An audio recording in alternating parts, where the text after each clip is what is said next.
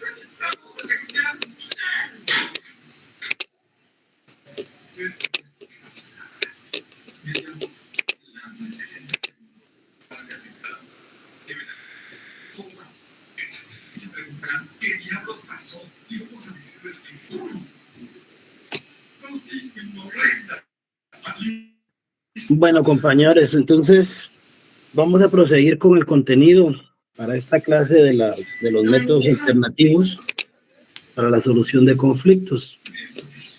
Ingrid, yo creo que tiene su micrófono encendido.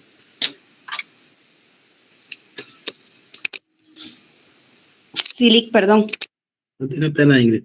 Gracias. Entonces, ayer pudimos ver una definición. ¿Qué son los métodos alternativos para la solución de conflictos? Y establecimos, ¿verdad?, que son esos medios de resolución de conflictos, y en el caso de la negociación, la mediación y la conciliación pueden ser inclusive técnicas para evitar su nacimiento. De esa definición podríamos establecer que prácticamente los métodos alternativos para la solución de diversos conflictos puede ser la negociación como un método, la mediación y la conciliación, ¿verdad? Son procesos que pueden ser utilizados para la solución de diferencias de forma amigable, flexible y sin necesidad de recurrir a métodos netamente adversariales. ¿Qué quiere decir esto? Definitivamente ustedes saben, cuando existe litis dentro de un proceso, hay controversias, ¿verdad?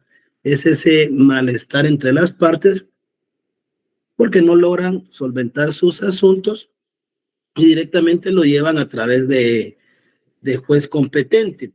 Como bien ustedes ya saben sus procesos civiles, saben, ¿verdad?, de que está el juicio oral, el juicio sumario, un juicio ordinario, juicio ejecutivo mal llamado común, ejecutivo en la vía de apremio. Y dentro de los procesos podemos encuadrar directamente alguna controversia o algún hecho que se nos presente en un caso real. Dentro de ese encuadramiento vamos a tratar de ir viendo algunos procesos elementales, tal vez los más concurrentes, para que ustedes puedan establecer y dar un recordatorio directamente a esos procesos. Pero la situación directamente acá es cómo poder solventar conflictos sin la necesidad de ir más allá ante un órgano jurisdiccional, ¿verdad? Por eso es de que dentro de esa definición encontramos, ¿verdad?, lo que es la negociación. Podemos negociar, podemos conciliar, podemos mediar directamente. Establecimos el día de ayer que para poder auxiliar a XY persona, tenemos que concurrir con ciertos elementos. ¿verdad? De que cuando vamos a un centro de mediación nos van a pedir nuestro carnet como colegiados activos, abogados y notarios. Alguien me dirá, Lick, pero mire, solo los abogados pueden ser los que pueden mediar. En laboral hay una incidencia en el cual los estudiantes cuando están en su pensum, creo que ya con el 8º semestre de la carrera, sí pueden ser, pueden auxiliar a los trabajadores en asuntos administrativos ante el Ministerio de Trabajo y Previsión Social. Vamos a buscar el fundamento legal en el Código de Trabajo y vamos a ver qué requisitos son los que se deben de reunir. Ahora, si alguien lo tiene y lo puede ver dentro de ahorita de la clase, lo podemos evaluar, ¿verdad? Y como otra situación, ¿verdad? Que son métodos en los cuales pueden ser amigables, flexibles y sin esa necesidad de recurrir ante un órgano jurisdiccional, ¿verdad? Importantísimo que sepamos esto, porque directamente, ¿verdad? Yo les comentaba, si vamos a iniciar un proceso en contra de alguien, definitivamente nos debemos de basar en pruebas, en hechos consistentes y prudentes, para que podamos fundamentarnos y podamos establecer que sí tenemos esos elementos de convicción o elementos definitivamente que pueden dar veracidad a esos hechos.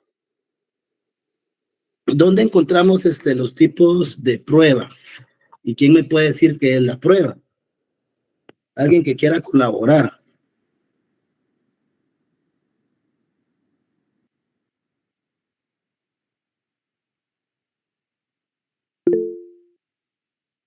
Astrid. ¿En el Código Civil?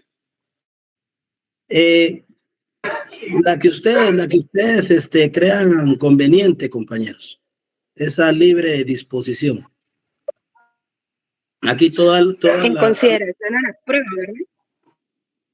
Sí, alguien que podamos definir qué es prueba. Bueno, prueba es todo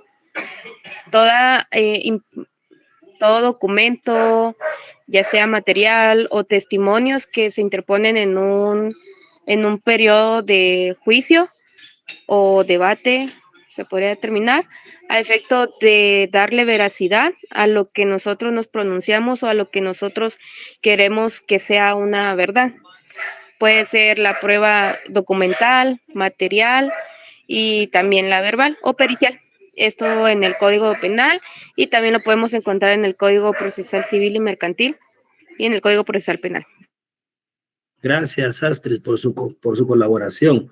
Claro, compañeros, efectivamente, la prueba son esos elementos racionales que nos van a servir como elementos de descargo para poder fundamentar lo que estamos pidiendo ante un órgano jurisdiccional, y no tanto ante un órgano jurisdiccional en este momento, ante la persona que vamos a ir a citar a un centro de mediación. Vamos a ver el artículo 128 del Código Procesal Civil y Mercantil. ¿Y qué establece en ese artículo? ¿Alguien que lo tenga por ahí, compañeros? Buenas noches, licenciado. Gracias, Oscar. No se preocupe. Artículo 128, medios de prueba. Son medios de prueba. Número 1, declaración de las partes. 2, declaración de testigos. 3, dictamen de expertos. 4, reconocimiento judicial. 5, documentos. 6, medios científicos de prueba. Y 7, presunciones. Gracias, Oscar. Bueno, entonces ahí podemos establecer en el Código Procesal Civil y Mercantil las clases de medios de prueba directamente. Y efectivamente la compañera decía, ¿verdad? Los documentos, esos medios científicos de prueba. Nos basamos mucho en el derecho penal, en esos medios científicos. ¿Y quiénes tienen la capacidad, compañeros, para poder establecer un medio de prueba científico? Una prueba pericial.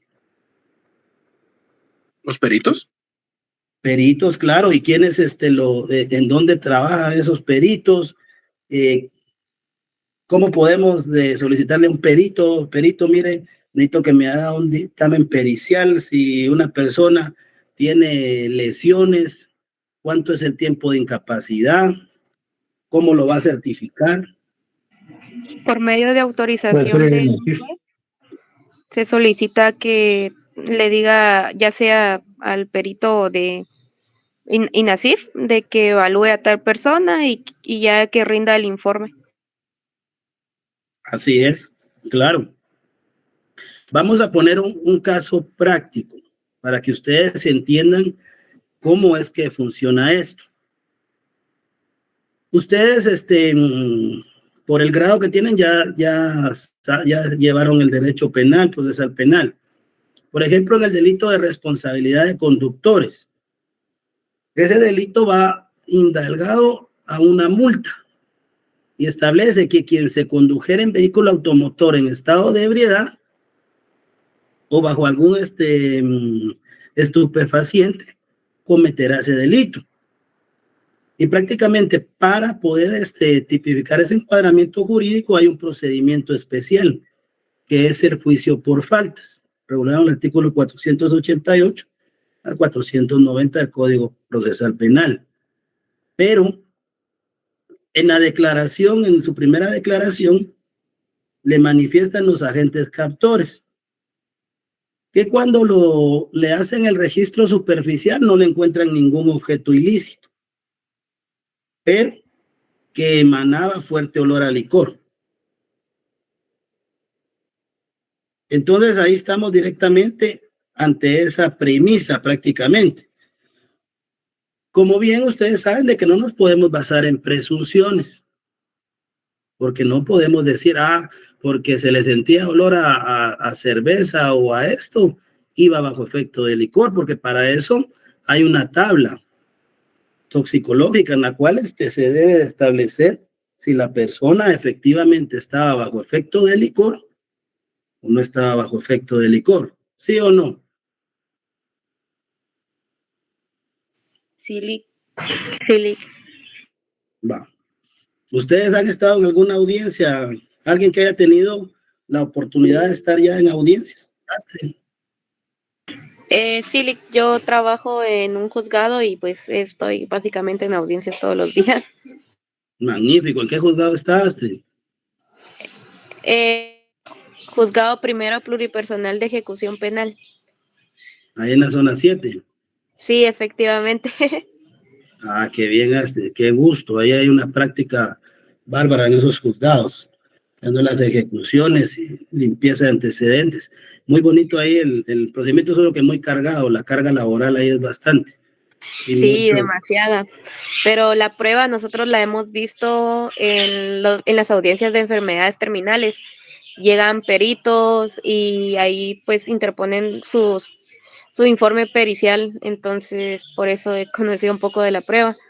E igual anteriormente estuve trabajando con un abogado particular y pues también comprendí acerca de las presunciones, no guiarnos por presunciones, sino los medios de prueba.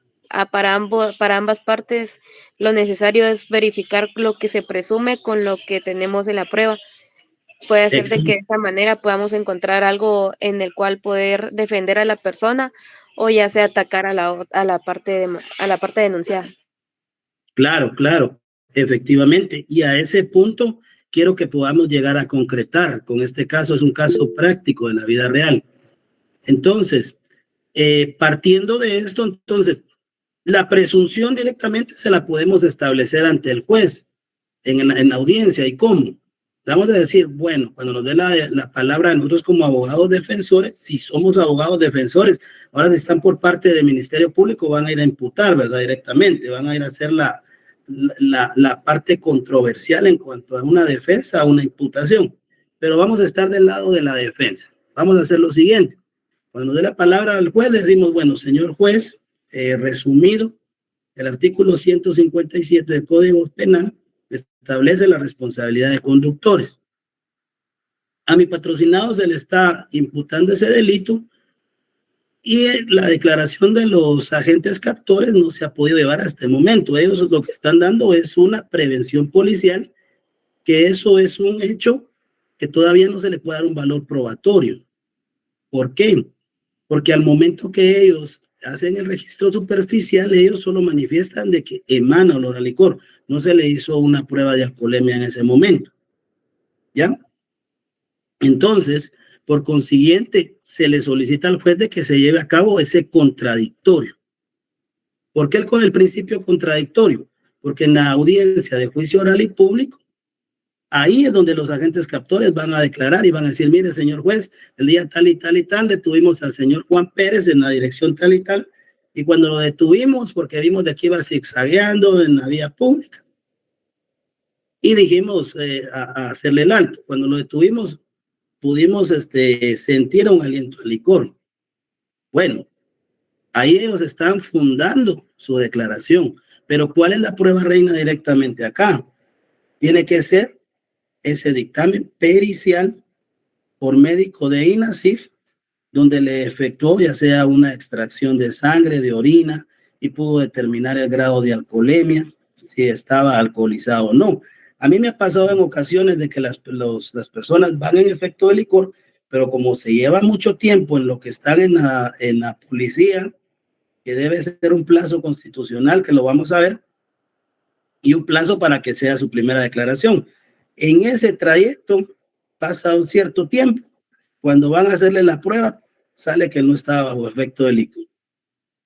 Entonces, ¿qué vamos a hacer nosotros ya cuando tengamos ese dictamen pericial y salga? Bueno, se pudo comprobar en el apartado de conclusiones de que es negativo, que no tiene ningún efecto o ningún grado de alcohol en la sangre.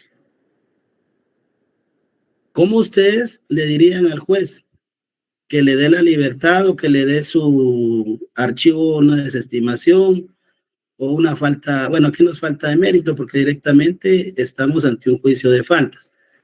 Entonces sería ya sea que se desestime, se archive o que dé una sentencia absolutoria. ¿Alguien que quiera aportar, compañeros?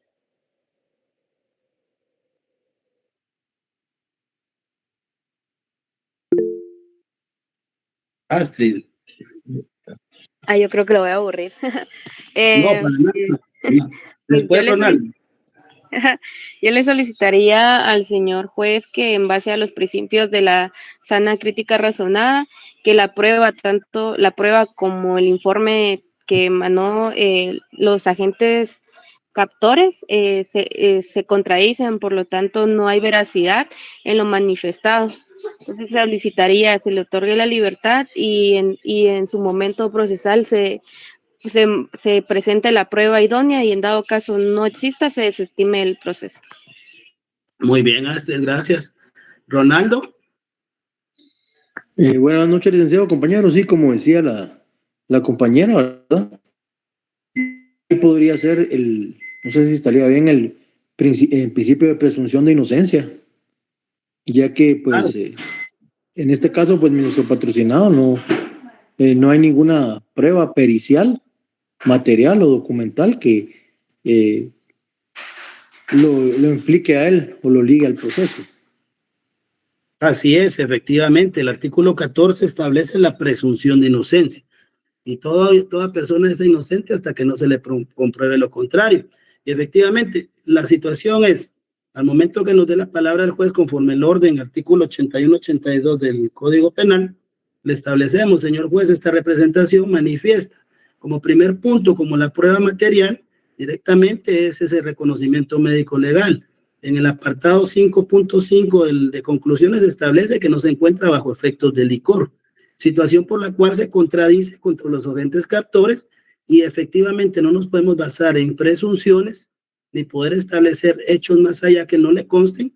Te solicito respetuosamente, porque no existe ninguna prueba material para poder imputar ese hecho, que se le dé el desestimiento, o bien, como el juicio de faltas regulado en el artículo 488 establece que cuando no existan esos elementos racionales, se debe de dictar ya sea una sentencia absolutoria o una sentencia condenatoria. En este lugar debe dictarse una sentencia absolutoria.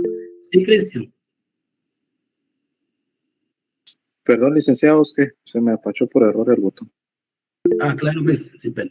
Bueno, vamos a seguir. Vamos a ver directamente el tema de hoy. Podemos establecer que vamos a ver el conflicto. Vamos a ver el origen del conflicto también, objetivos y las clases de conflictos. Entonces necesito que pongamos atención, compañeros. objetivos. ¿Cuáles son los objetivos que persiguen los métodos alternativos? Y ese va a ser la descongestión de los tribunales. Si bien Astrid no me dejará mentir, ¿cuál es esa mora judicial y esa carga laboral que se da en los juzgados, Astrid? Extensiva. Eso solo en ejecución se mira un montón de expedientes. No me imagino en los demás. Claro, sí. Vieran de que estos métodos alternativos para la solución de conflictos tienen ese objetivo directamente, ir a descongestionar la carga laboral en los tribunales. Porque estas controversias o hechos que se pueden solventar a través de una mediación o una conciliación de un mediador, le da a los juzgados un espacio como para respirar y decir, bueno, gracias a Dios no vino este caso acá porque se pudo solventar ahí, ¿verdad? Entonces, ese es el objetivo primordial. Otra situación es esa mayor celeridad, principio de celeridad, ¿verdad? Que sea rápido, que no haya una mora judicial, esa economía judicial que sea rápido y no vaya a congestionar los procedimientos o que vaya a venir a cargarle mucho más trabajo, ¿verdad? Entonces, vamos a definir qué es conflicto. Y establecemos que la teoría del conflicto aborda las acciones que realiza cada persona o grupo, una organización o la sociedad, en sentido amplio, para lograr el máximo beneficio, algo que a su vez genera un cambio social, político y revoluciones. La esencia de esta teoría se apoya en la clásica estructura piramidal de la sociedad, en la que una élite dicta los términos en los que viven las masas, es decir, que las estructuras sociales más importantes, como las leyes que configuran el ordenamiento de un Estado y tradiciones que dan forma a la vida cotidiana de una población, están diseñadas para dar soporte a los grupos que tradicionalmente se consideran superiores. La teoría del conflicto analiza desde distintos puntos de vista la manera en que los poderosos tratan de perpetuar su estatus y qué rol desempeña el conflicto social como motor de cambio. Alguien que pueda leer el artículo 44 de la Constitución Política, compañeros.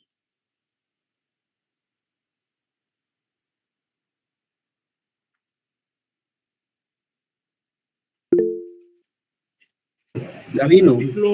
Buenas noches, licenciado. Sí, artículo 44. Derechos inherentes a la persona humana. Los derechos y garantías que otorga la Constitución no excluye otros que, aunque no figuren expresamente en ella, son inherentes a la persona humana. El interés social prevalece sobre el interés particular. Serán nulas ipso iure las leyes y las disposiciones gubernativas y de cualquier otro orden que disminuyan, restrinjan o tergiversen los derechos que la Constitución garantiza. Gracias, David. Bien, compañeros, como podemos ver, nuestro ordenamiento jurídico, nuestra Carta Magna, establece cuáles son esos derechos inherentes a la persona humana. Y podemos establecer que el interés social va a prevalecer sobre un interés particular.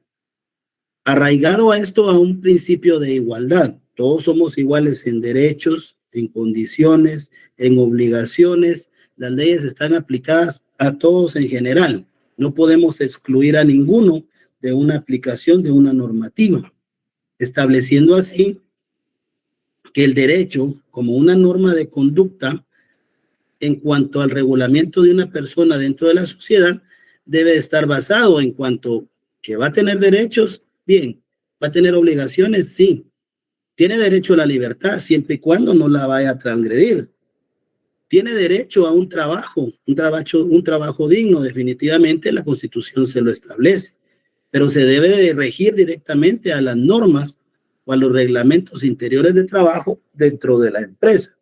Por ejemplo, no le puede ir a gritar a su patrón, ¿verdad?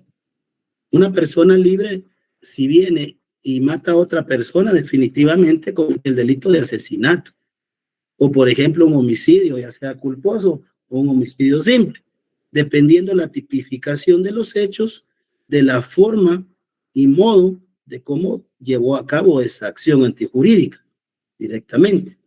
Entonces, ¿qué establece el artículo 22 de la ley del organismo judicial? Le voy a dar lectura. Y establece, artículo 22, primacía del interés social.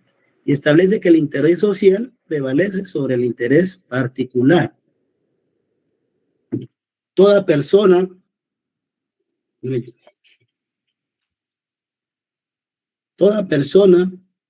debe regirse conforme a las normas preestablecidas y tampoco podemos contrariar esas normas porque definitivamente serán nulas ipso de pleno derecho las leyes que disponen y disposiciones gubernativas o de cualquier otro orden que disminuyan, restrinjan o tergiversen los derechos que la Constitución garantice.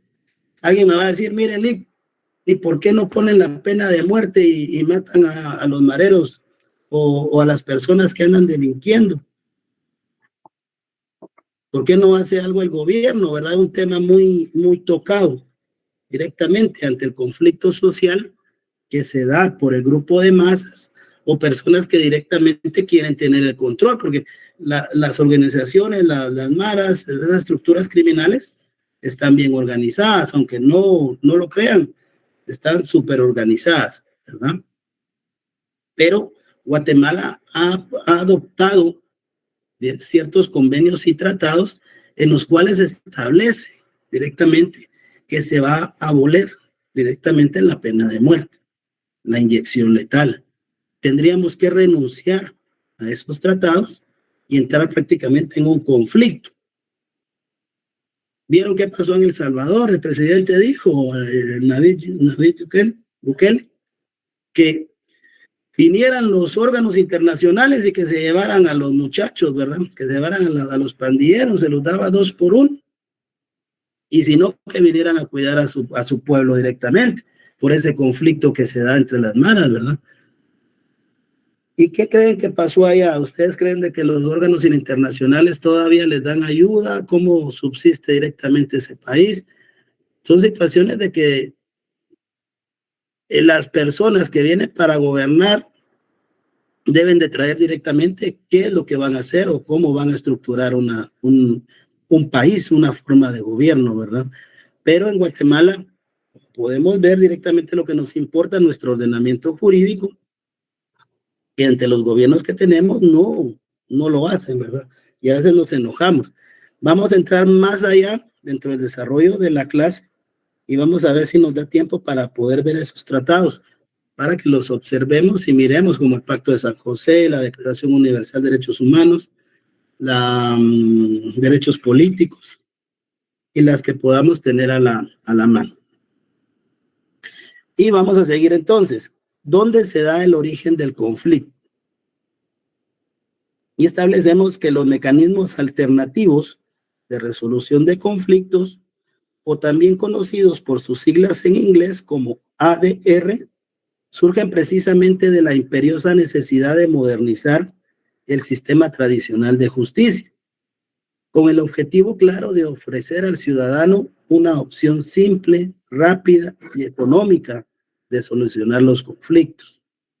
Comienza a consolidarse en Estados Unidos a partir de los años 70 bajo la influencia de movimientos ciudadanos a favor de derechos civiles. Llevó a sectores de la sociedad a cuestionar los métodos punitivos de tratamiento de conflictos. Dicho movimiento fue denominado Alternative Dispute Revolution, en Norteamérica también llamado diplomacia ciudadana. En el resto del mundo ha sido nombrado con diferentes términos. En México, la Constitución Política de los Estados Unidos Mexicanos los llama mecanismos alternativos de solución de controversias. En Nuevo León son métodos alternos de solución de conflictos. Claro, bien, con esto podemos ver que los conflictos se dan no desde ahorita. Esto viene con una necesidad imperiosa directamente en establecer hasta dónde soy dueño, por ejemplo, cómo puedo yo establecer cuál es mi propiedad, cómo puedo establecer yo si un vehículo es de mi propiedad. Esos derechos y esas obligaciones que nos enmarcan en el marco de la Constitución, tenemos que tener directamente una prueba o decir, bueno, esta casa es mía porque aquí tengo la escritura. Y esta persona que está acá vino y me vino a quitar 1 metro de mi propiedad. Me está invadiendo. Entonces prácticamente ahí hay conflicto. No me dejarán mentir, pero estos conflictos vienen hasta desde Roma. Desde Roma en cuanto a la no igualdad de los derechos. Recordemos que antes no se daba directamente la división de poderes, ¿verdad? Como ahora. Antes se enmarcaba sobre el rey disponía, o sea, decía, bueno, si Juan no acepta las leyes que yo estoy poniendo, prácticamente la pena que se le impone es la pena de muerte. Y nuestra vida estaba directamente ante el rey. Y no podíamos ni decir, voy a alegar, me voy a defender, porque ¿a quién, verdad? O sea, era una situación de desigualdad.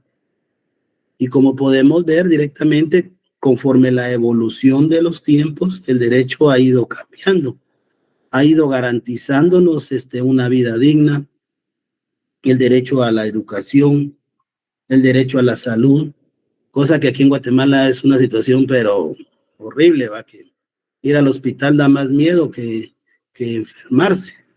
Los hospitales no tienen prácticamente esas condiciones básicas para poder darle una salud digna a las personas, ¿verdad? Pero son de las situaciones de que nos garantiza el Estado, un Estado de derecho emblemático, ¿verdad? Que supuestamente lo tenemos, pero a la larga no. Entonces, esos conflictos podemos establecerse que vienen de origen de Estados Unidos desde los años 70 y han sido utilizados como mecanismos adversos para poder buscarle una salida directamente. En cuanto a esos derechos civiles, se lleva a los sectores de la sociedad a cuestionar los métodos punitivos y de los tratamientos de los conflictos. Dentro de las clases de conflictos, podemos establecer en primer lugar que los conflictos pueden clasificarse según la cantidad de personas que participen en él. Como primer punto, podemos mencionar los conflictos intrapersonales. Esos conflictos intrapersonales se dan en el interior de una persona, consigo mismo. Generalmente ocurren por la disonancia entre el sentir, el pensar y el hacer. Prácticamente podríamos establecer que un conflicto intrapersonal podría originarse tanto en una situación de la mente humana. No lo ha llevado a cabo y directamente está entre una disonancia, entre un sentir, entre sus emociones. Los conflictos interpersonales. Esos conflictos se dan entre 2 o más personas. Los participantes tienen perjuicios entre sí, suelen estar unidos por lazos más estrechos. Muchas veces el origen de estos conflictos tiene relación con factores emocionales. Pueden ser unilaterales, cuando solo una de las partes tiene queja o disputa con otra, o bilateral, cuando las 2 partes quieren algo. Esto quiere decir que directamente podríamos poner un caso en concreto por un conflicto en el cual no tengamos la necesidad de llegar ante un órgano jurisdiccional. Un caso práctico, alguien que le haya pasado algo, compañeros, que podamos discutir.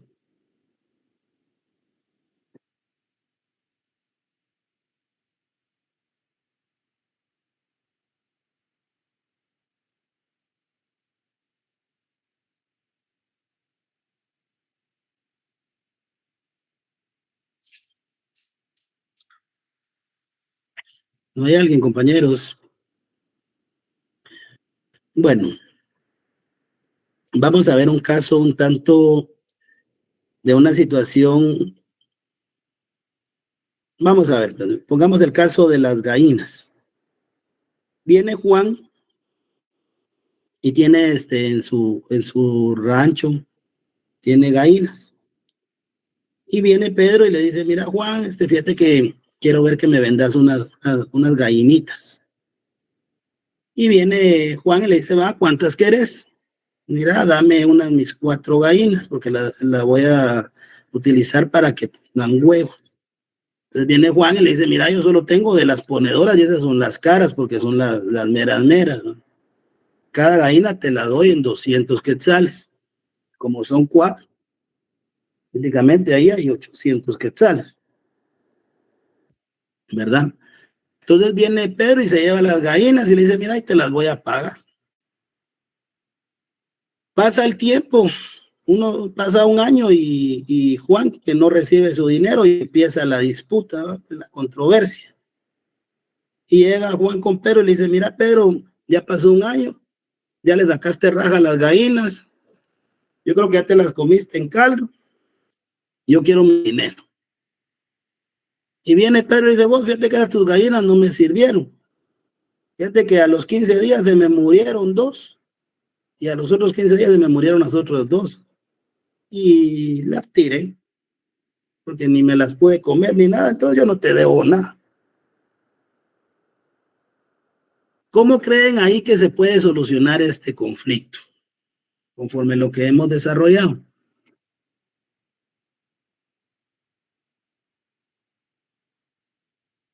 Tal vez por medio de un convenio que la persona quien compró las gallinas no compre a la totalidad, en virtud de que, si bien es cierto, puede ser de que la persona quien fue el vendedor sabía el estado de las gallinas, entonces en ese caso se tendría que tal vez llegar a un acuerdo en no pagar la totalidad, pero sí efectivamente darle el dinero a la persona, pues siempre hubo un acuerdo de voluntades.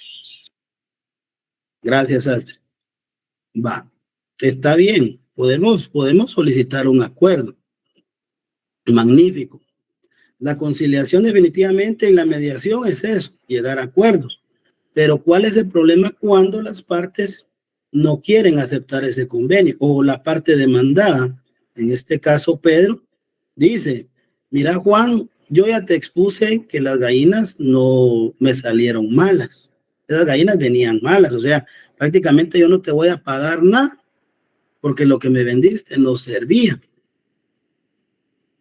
Entonces, nosotros como abogados, ¿cómo podemos hacer para exigirle a Pedro con una forma legal? Decirle, mira, Pedro, vos te estás pasando de maceta, como dicen, y lo que querés es aprovecharte de Juan, ¿verdad? Entonces, ¿cómo podemos directamente hacer que Pedro se reconozca deudor? Sí, Pedro Rolando. De paso otro Pedro, digo usted, licenciado. Fíjese, Lick, de que lo que pasa es de que en este caso que usted está planteando hay una mala fe de parte del comprador, porque al final de cuentas, pues si bien es cierto, él puede que le salieron mal a las gallinas y todo lo que usted quiera, pero se pasó un año, ¿verdad? Entonces, y el otro estaba exigiendo el pago. Entonces, si ese hubiera sido el caso real, en ese mismo momento se le hubiera dicho, bueno, mire, el producto, el pollo, lo que usted me vendió estaba mal. Entonces ahí se hubiera podido llegar a algún tipo de acuerdo, pero ya en este caso creo que pasa demasiado tiempo como para llegar a un tipo de conciliación entre las dos partes, ¿verdad? Porque sí se nota la mala fe del comprador, ¿verdad? Claro. Sí, Astrid. Yo le indicaría de que, en virtud de que como hubo un acuerdo y un contrato puede ser ya sea de forma escrita o verbal, él automáticamente quedó en la obligación de pagar. Entonces, por lo tanto, sí llega a ser un deudor, conforme al Código Procesal Civil y Código Civil. Gracias, Astrid, claro. Sí, Cristian, vamos a ver qué opinas al respecto. Ahora sí, hoy sí no me confundí. Mire, yo considero que según ahí fue una compraventa también de prácticamente de un par de animalitos. Son considerados bienes muebles. Tenía 15 días para poder reclamar ahí cualquier garantía, daño o cualquier cuestión, y pues pasó el tiempo y simplemente no lo pagó. No lo pagó y tampoco lo reclamó. Entonces considero que el vendedor sí está en derecho de cobrar su dinero. Claro, claro, Cristian, ya con fundamento legal. O sea, prácticamente la prescripción prácticamente no prescribe. Sí hay una obligación tácita de poder reclamar y exigirle de forma coercitiva de que se haga el deudor. Pero recordemos de que esto ahorita está de palabra. Esta situación de las gallinas con Juan y Pedro está de palabra. Ellos, Juan lo que fue a hacer fue exigirle a Pedro, vos Pedro me debes, pagame. Pero le digo, mira Juan, yo no te pago nada. Pero solo están de palabra ahorita. No tenemos un contrato escrito como prueba, solo verbal. Pero la prestación, el contrato verbal, tenemos que tener a alguien de testigo directamente que pueda decir, sí, él efectivamente hizo esa negociación de los pollos, pero Pedro le debe. Pero si no tenemos ese elemento como prueba, prácticamente no podríamos decirle, presentar a alguien, ir a dar un falso testimonio, un delito de perjurio, ¿verdad? No podemos declarar bajo delito de perjurio, algo que no nos conste. Entonces, viene Juan y dice, bueno, como Pedro no me quiere pagar, voy a buscar la asesoría de un abogado. ¿Sí o no?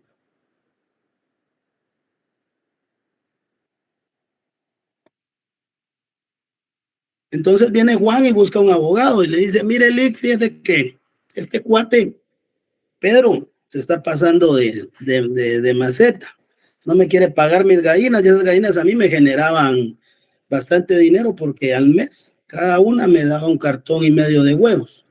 Yo esos huevos los vendía en el mercado y ya tenía ahí para sacar los frijolitos, ¿no? Entonces, prácticamente es una pérdida para mí. Entonces el abogado le dice, vos, ¿y dónde vive Pedro? Mira, Pedro vive en tal y tal lugar. ¿A qué vamos? Miremos el artículo 61 del Código Procesal Civil y Mercantil.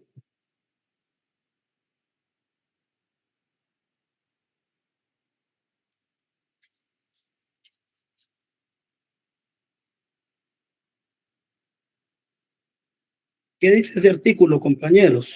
61. Escrito inicial.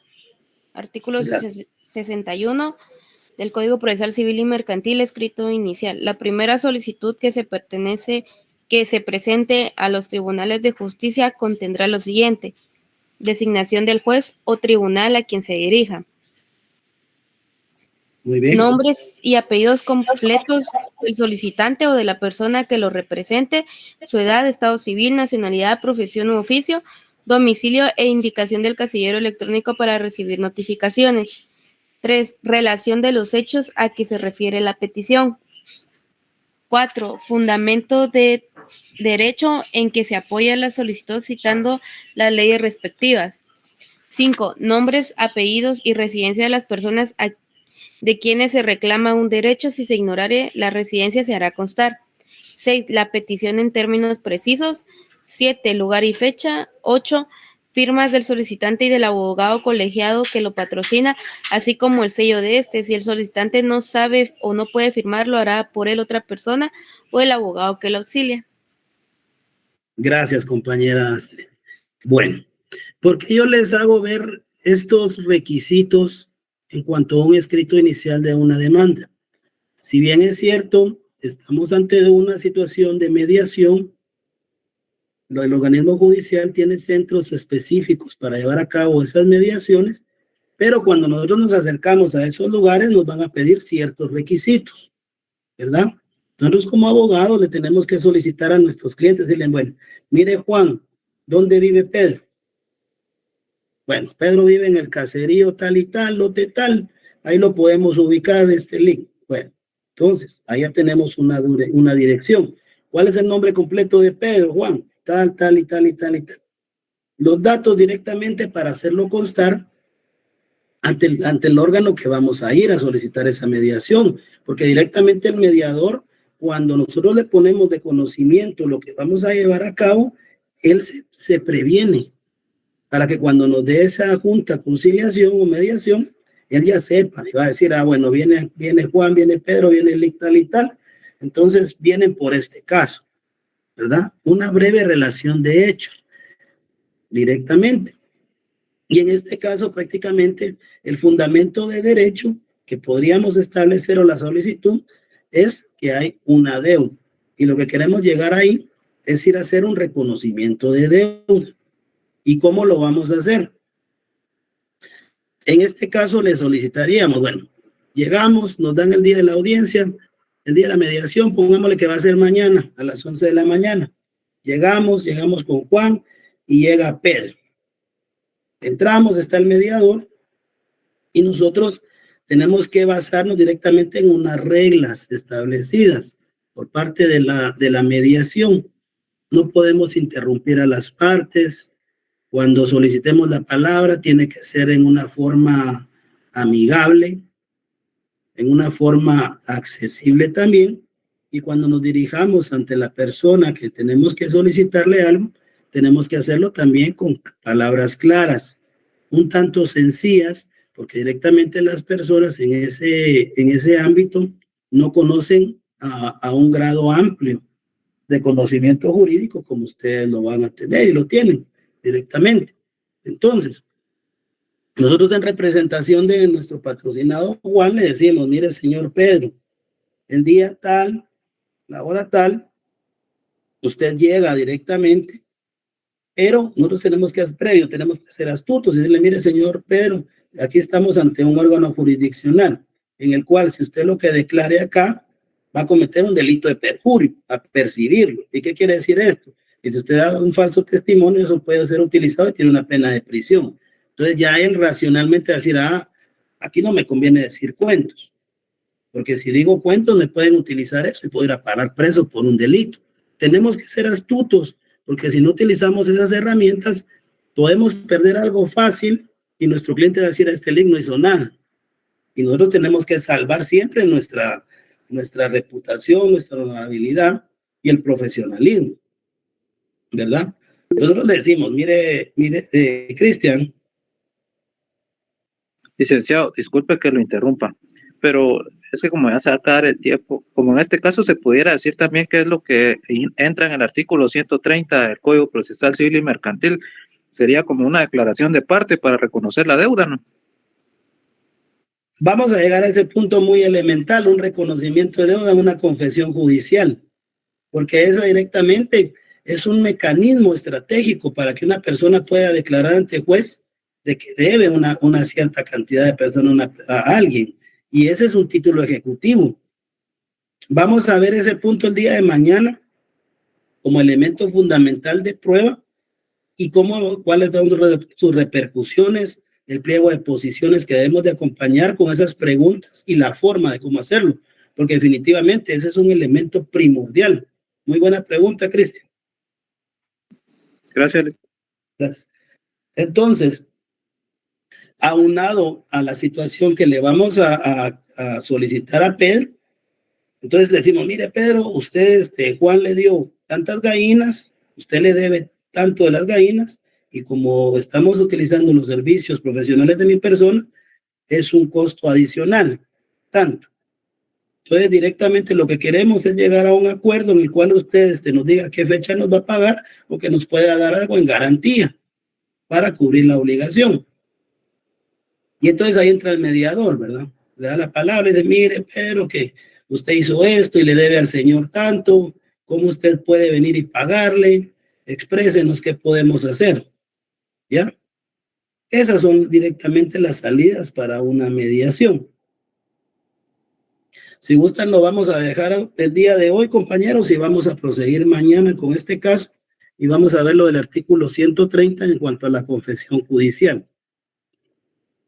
Les vamos a dar unos materiales de lo que estamos hablando este día para que ustedes lo puedan tener para su examen de sus parciales. Hoy todo está ahí en material y se los vamos a hacer llegar.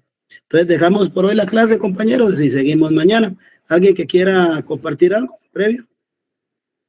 Muchas gracias, Lick, por el apoyo y la paciencia. Muy bonita su clase, muchas gracias. A las órdenes, compañero, para eso estamos. Gracias, licenciado. Gracias, licenciado. Buenas noches. Gracias, licenciado. Buenas noches.